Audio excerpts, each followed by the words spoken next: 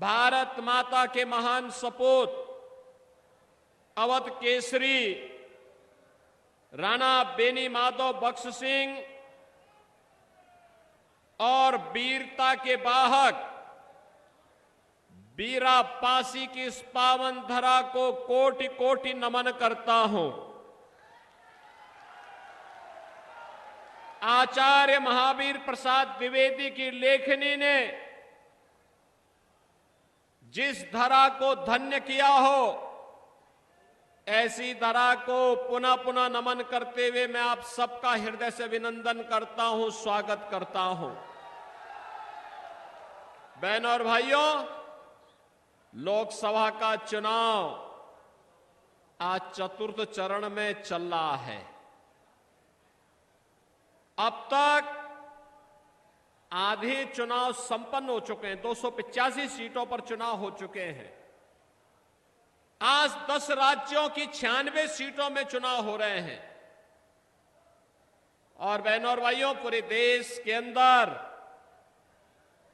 चारों ओर उत्तर दक्षिण पूरब पश्चिम एक ही नारा गूंज रहा है, और वह है कि फिर एक बार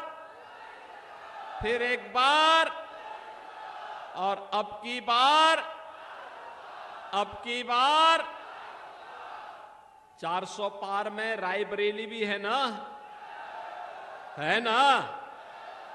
और बहनों और भाइयों, ये होनी भी इसलिए होनी चाहिए क्योंकि यह अवध केसरी का क्षेत्र है, अयोध्या की पावन धरा का क्षेत्र है। याद करिए, 500 वर्षों का इंतजार समाप्त करके अयोध्या में रामलला विराजमान हुए हैं, और 500 वर्षों में पहली बार रामलला ने अयोध्या में अपना जन्मोत्सव भी मनाया और होली भी खेली ना। अब आप सोचो, रामलला को अयोध्या में लाने वाले कौन हैं? मोदी जी, बीजेपी। और मोदी जी और बीजेपी को ताकत किसने दी? आपने दी। आपकी पीढ़ी सौभाग्यशाली है और हमारी पीढ़ी सौभाग्यशाली है। बहनों और भाइयों, हम इस लोक में अपने वर्तमान और भावी पीढ़ी को बताएंगे, हमारे कारण राम मंदिर का निर्माण हुआ। और जब परलोक जाएंगे तो अपने पूर्वजों को भी बताएंगे कि हम आपके संकल्प की पूर्ति करके आए हैं, अयोध्या में रामलला विराजमान हुए हैं। बहनों और भाइयों, ये सौभाग्य का दिन देखने का अवसर किसी ने आपको दिया है, तो ये मोदी जी ने दिया है, भाजपा ने दिया है। अन्यथा कांग्रेस और सपा का गठबंधन तो आज भी वही राग अलाप रहा है। क्या राग अलाप रहा है? जब इनकी सरकार थी तब कांग्रेस ने क्या किया था? तब कांग्रेस ने कहा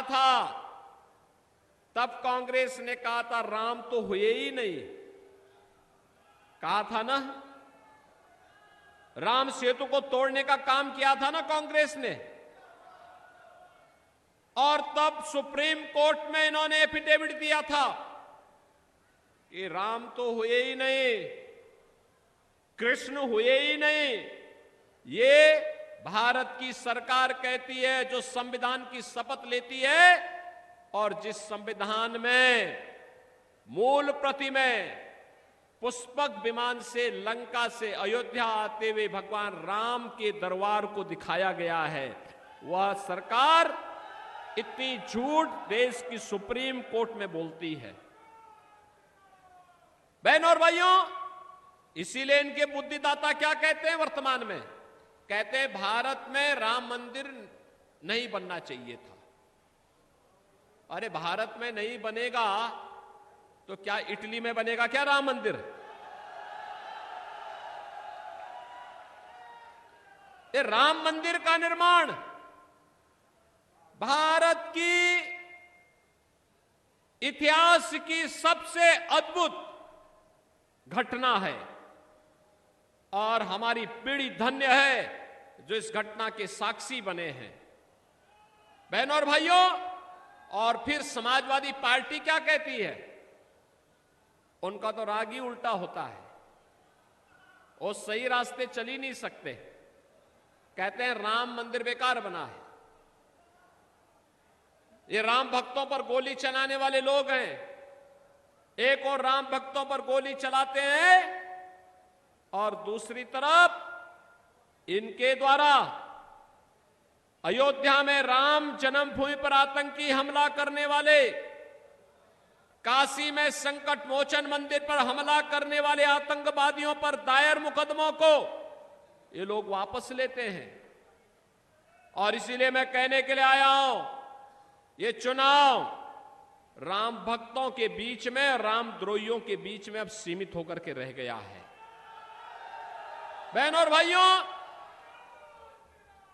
भाइयों, मैं एक गाना सुन रहा था अभी कि राम भक्त ही राज करेगा दिल्ली के सिंहासन पर। बहनों और भाइयों, और पूरे देश के अंदर भी जब मैंने लोगों से पूछा कि फिर एक बार मोदी सरकार का नारा क्यों आप देते हैं, उन्होंने कहा इसलिए दे रहे हैं जो राम को लाए हैं हम, और राम भक्त ही जब शासन करेगा तो हो ही वही जो राम रसी राखा। ये तो तुलसीदास जी ने बहुत पहले बोल दिया है और प्रभु तो यही चाहते हैं कि उनका भक्त ही राज करेगा। करेगा ना? करेगा ना? और इसके लिए हम लोग आए हैं आपसे कहने के लिए कि राम द्रोही दो ही लोग मोदी जी का विरोध कर रहे हैं, या तो रामद्रोही और या पाकिस्तान।